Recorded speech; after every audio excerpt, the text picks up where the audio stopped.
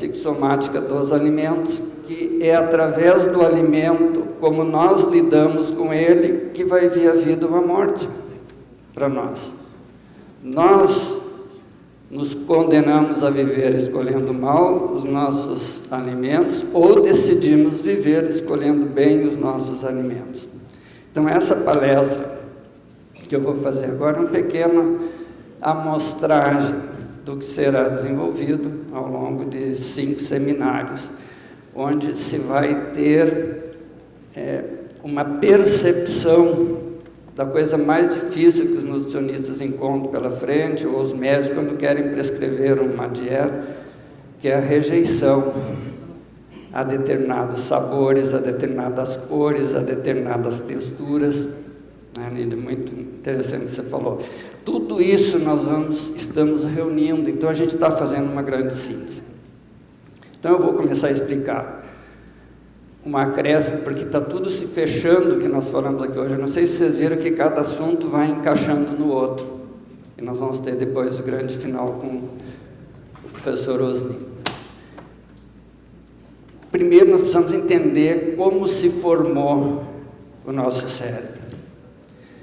E ele se formou em 3 momentos diferentes, segundo MacLean.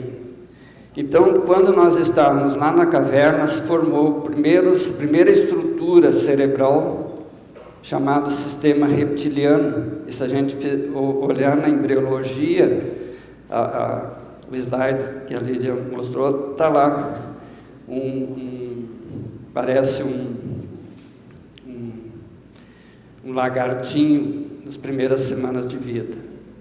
E no sistema reptiliano, que os hominoides, nós lá, milênios atrás, só tínhamos uma preocupação: comer, dormir, necessidades fisiológicas e preservar dos predadores.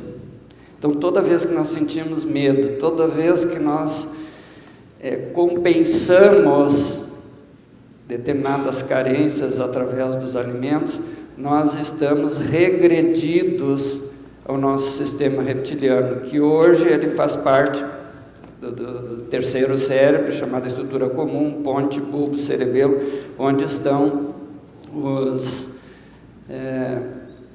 elementos automáticos do nosso corpo, a respiração, a fome, a saciedade. E o olhar e a audição foi extremamente importante para o reptiliano. Tinha que perceber se aquele som era uma ameaça ou não e onde estava o inimigo. Por isso, nós vamos ver a importância do olhar na escolha dos alimentos. Mais tarde, quando o ser humano começou a diversificar a sua dieta, ele começou a incluir o que hoje nós podemos falar ácidos graxos poliinsaturados, né? Sabiam que tinha que se alimentar. O cérebro aumentou o seu volume. Surgiu essa nova estrutura em torno da qual nós estamos, a maioria de nós, muito agarrados hoje. E que o Freud tem uma frase genial sobre isso. Na vida a gente faz tudo buscando o amor ou evitando a dor. E uma forma de evitar a dor é comendo, aliviando a angústia. Por quê? Porque quando surge o sistema límbico, nós nos humanizamos um pouco mais. Começam a aparecer as expressões afetivas, o acolhimento, o sorriso, os primeiros rudimentos da linguagem. Antes, o contato era estritamente ataque ou defesa. E por puro instinto reprodutivo. Nós aprendemos a relação sexual observando os animais. Foi a partir do sistema límbico que a socialização melhorou. Porque também o homem primitivo já pôde fazer novos cálculos de probabilidade. E é claro que as condições de higiene não eram muito favoráveis.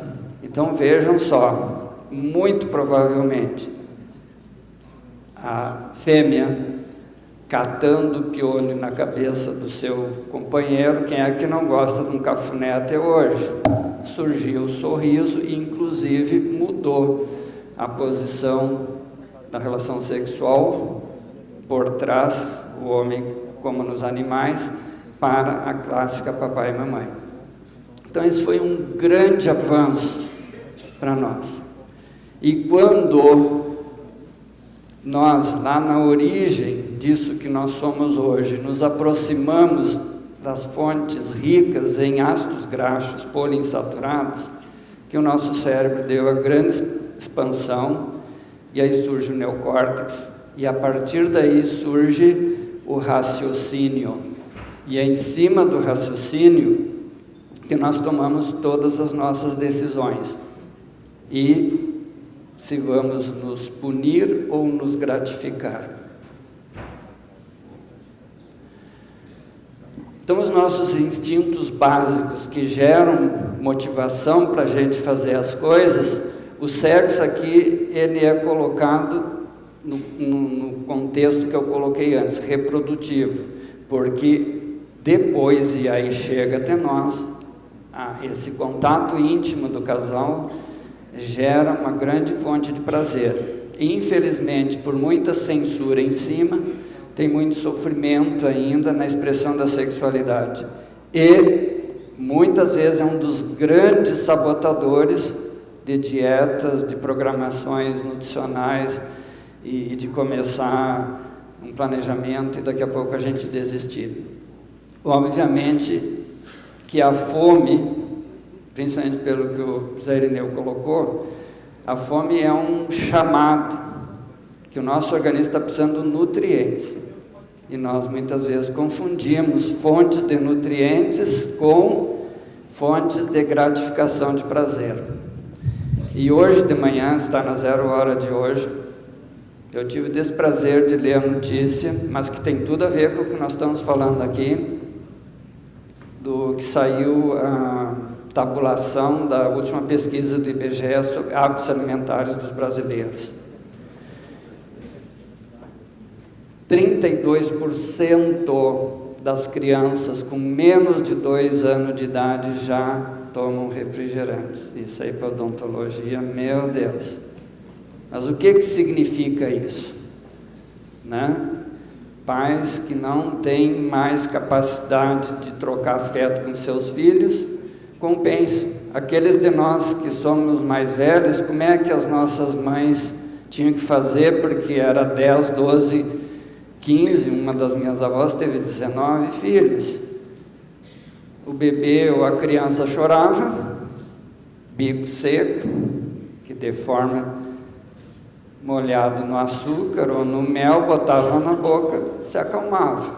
Terminava o docinho, abria os tarros novamente, e aí o ciclo de alteração de toda a cadeia de bioquímica, de nutrição celular fica alterado. Sede é óbvio. E aí, o que a maioria das pessoas tomam? Refrigerante, sucos artificiais, que está na moda agora. E eu fico impressionado lá em casa, tem algumas batatas que a gente não vence, né? Eu tento explicar para os filhos, sinta o sabor de um suco de fruta que a gente fez agora, de laranja, de bergamota, de qualquer outra fruta, e esse que vocês estão tomando não tem a mesma coisa. Por quê? Porque não é alimento. Nós temos que prestar muita atenção. Hoje a maioria das pessoas consome produtos alimentícios, e o produto alimentício alterou muito a sua energia, e centrado em gordura, carboidrato e sal. Para quê? Para estimular mais consumo de alimentos, para compensar as carências afetivas das pessoas. Então gera sede, ao invés de tomar água, as pessoas vão tomar refrigerante. Na pesquisa do IBGE deu que 62% das pessoas utilizam carboidratos refinados hoje. Principalmente os nutricionistas aqui, os profissionais receitistas sabem o que é índice glicêmico dos alimentos. Então, quanto mais refinado, mais alto o índice glicêmico, mais altera a insulina, mais altera o cortisol. Por que altera tanto o cortisol? Porque o cortisol, se ele estiver alto demais, nos deixa extremamente agressivos, nos coloca lá no cérebro reptiliano. As pessoas não pensam mais, não conseguem calcular novas probabilidades, não conseguem se dar conta do que está acontecendo. O sono, o Gabriel já falou suficientemente. E por que as pessoas dormem mal? Porque elas não conseguem desligar do seu medo existencial. E aí o medo vai fazer a gente ou se defender ou partir para a agressividade.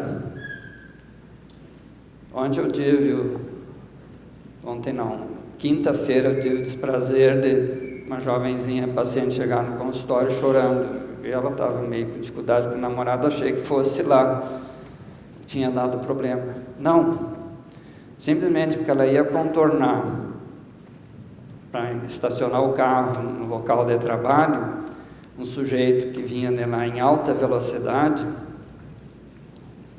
podia perceber que ela ia devagarinho, o sujeito passou, não aconteceu nada, e ela contornou esse local que tinha que fazer esse movimento, e aí o sujeito começou na frente dela, acelerava, parava, para ver se ela batia atrás. Aí, em seguida ela estacionou, o sujeito passou da entrada de estacionamento do local de trabalho dele, viu que ela estacionou, aí deu ré e entrou, até aí tudo bem. O que ela vê quando ela sai do trabalho para ir para a consulta? O sujeito foi no carro, depois eles viram o filme, pegou uma chave de fenda e riscou o carro dela de lado a lado. Então essa fúria existencial, esse sujeito devia estar com altíssimo índice de cortisol, em hipoglicemia, e deve ser um adepto do que o doutor Irineu disse, né, que tudo é culpa das mulheres e da mãe. Então não é bem assim. Então essa agressividade que nós temos hoje tem a ver com carência afetiva, e ela se expressa no tipo de alimentação que a gente está buscando. Alimentação, para variar, hiperacidificante do meio interno.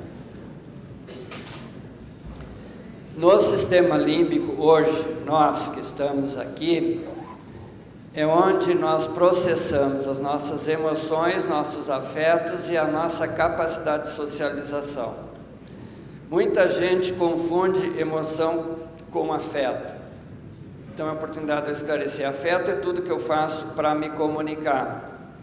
Emoção e energia que eu coloco na expressão do meu afeto. Então, essa emoção pode ser uma socialização agregadora, aproximação, ou uma socialização desagregadora de afastamento. E dificilmente nós vamos ter diálogos agressivos, como essa cena que eu falei para vocês, se aquela pessoa agressiva não estiver em hipoglicemia e muito frustrado afetivamente. Para perceber a realidade e escolher, então, os nossos alimentos, nós utilizamos, então, os três cérebros, a construção anatômica, reptiliano, sistema límbico, neocórtex. Depois nós temos o cérebro, hemisfério direito, hemisfério esquerdo, estrutura comum. É aqui que se aplica o sentir, o pensar e o agir. Se eu usar esse princípio, eu sempre vou tomar boas decisões. Também faço questão de esclarecer que sentir não é se emocionar com alguma coisa. Sentir é perceber o que está acontecendo. No momento que eu percebo o que está acontecendo, então eu monto uma estratégia de como atuar.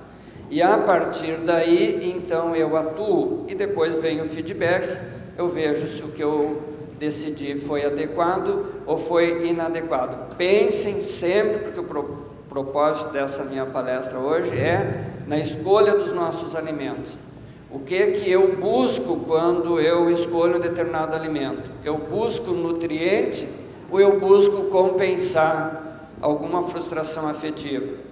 Por que as pessoas não querem mais usar a mastigação? Porque mastigação é disciplina. A arcada dentária superior tem a ver com masculino, tem a ver com pai, tem a ver com autoridade masculina. A arcada dentária inferior tem a ver com feminino, com mãe, com mulher, com pequenos gestos de cortesia. Então, por que tudo macio, tudo mole, tudo sem forma? Porque nós estamos vivendo mais ou menos assim. Então, veja como não é fácil a gente propor essa estratégia, e é isso que eu estou propondo e vou propor no seminário. Primeira coisa, do meu ponto de vista, não dá para fazer uma mudança radical no hábito daquela pessoa. Ela tem que ser gradativa, porque as papilas gustativas dela, a capacidade de perceber o odor, o olhar está extremamente focado em só coisas prazerosas, não importa se vai fazer mal ou bem para o organismo. Então, conscientizar aquele paciente do que significa alimento, nutriente, produto alimentício e o que ele nos oferece.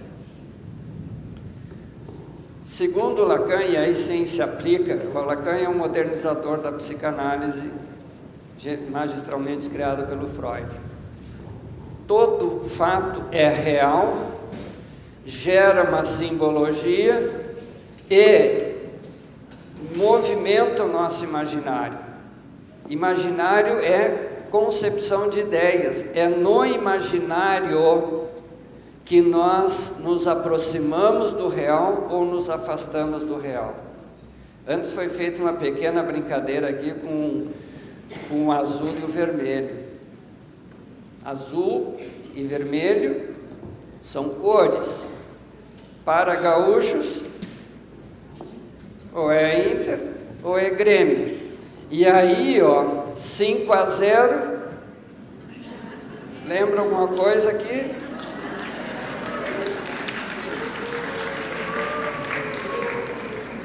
Entenderam, gente, que aqui é que mora o perigo? Imaginar é conceber uma ideia. E esta ideia será um sonho ou será uma fantasia? Se eu colocar em prática e ela acontecer, é um sonho que eu realizo. Se eu colocar em prática e ela não acontecer, é uma fantasia. E esse, para mim, porque também, vou falar agora que eu não tinha lembrado de falar antes, o primeiro seminário de ortomolecular que eu ministrei foi para nutricionistas. E eu estava certo, porque as duas profissões mais vilipendiadas é o professor e o nutricionista. Né? Se esses dois funcionam, muito do nosso sofrimento desapareceria. Um grupo lá do IPA, não sei se alguma dessas nutricionistas estão aqui hoje. Então nós temos que cuidar do nosso imaginário, porque é ele que vai levar a dirigir o nosso olhar, dirigir o nosso cheiro e o nosso paladar para determinado tipo de alimento. Então nós somos um sistema evolutivo, tem muita gente aí que está regredido, quanto mais no reptiliano, mais regredido, mais infantilizado, dinâmico, trocamos o tempo inteiro informações conosco mesmo, com o meio, com as demais pessoas, onde a energia vital é continuamente retroalimentado a partir dos nossos afetos, ou proativos ou reativos. E isso aqui, é o que eu vou propor. Tem que perguntar o que a pessoa come habitualmente, por que ela gosta de determinados alimentos, por que não gosta de determinados alimentos, por que se tem um determinado alimento, ela às vezes só come aquele e está satisfeito. É uma mudança muito radical na programação dietética, não é saudável, porque ele vai reagir. Não sei se eu vou dizer novidade, nós levamos, depois que resolvemos nos reeducarmos nutricionalmente, nós levamos 7 anos para perceber o sabor real dos alimentos. Então, cuidado isso aí. E é claro que tem implicação direta com as nossas escolhas. E tudo se dá por neurônio espelho, gente. Quando eu falei azul e vermelho, não houve muita manifestação. Eu falei 5-0, neurônio espelho. Funcionou. Logo lembraram o Grêmio, o Inter.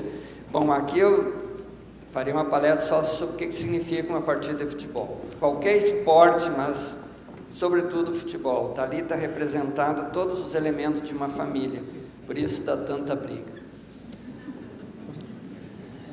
E todas as nossas decisões se dão a nível de genética estrutural. A epigenética, que é o grande conceito moderno, é a partir dela, e aí a física quântica é fundamental, que as nossas células dialogam, que o nosso organismo dialoga conosco mesmo, e nós dialogamos com os outros e com os alimentos.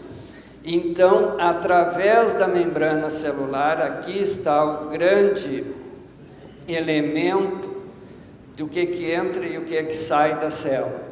E é óbvio que todo esse jogo energético vai depender de como eu fui levado a ler o real, simbolizar e imaginar em cima. Bom, nós somos lipídios, proteídos, glicídios e enzimas. Pela psicossomática, lipídio, vou ir direto porque o Johnny já me avisou que está terminando meu tempo. É tudo que é feminino, é a mãe, é os afetos, é o carinho. Protídeos é mais fácil, é o masculino, é força, é o vigor, é o pai. E açúcar, os glicídios, é relacionamento.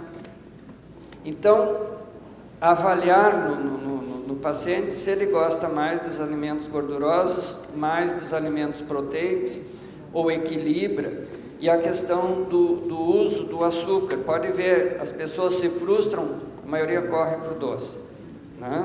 Então, basicamente, e as enzimas, que são os grandes executivos. As enzimas são os catalisadores biológicos, fazem gordura, proteína e açúcar ser o que nós somos estruturalmente. Mas para isso acontecer, o Zé Irineu já falou, vou passar por alto: os minerais, as vitaminas, a água. A água é o maior arquivo de memória que existe, por isso que tudo se dá através da água. E esse trabalho do nosso japonês lá, que tu mostrou ali também, confirma os nossos pensamentos. Muitas vezes nós vamos fazer refeição com raiva, com ódio, com agressividade. Perdemos um hábito muito importante, que é fazer uma oração antes de iniciar as refeições, fazer uma oração depois que a gente termina a refeição.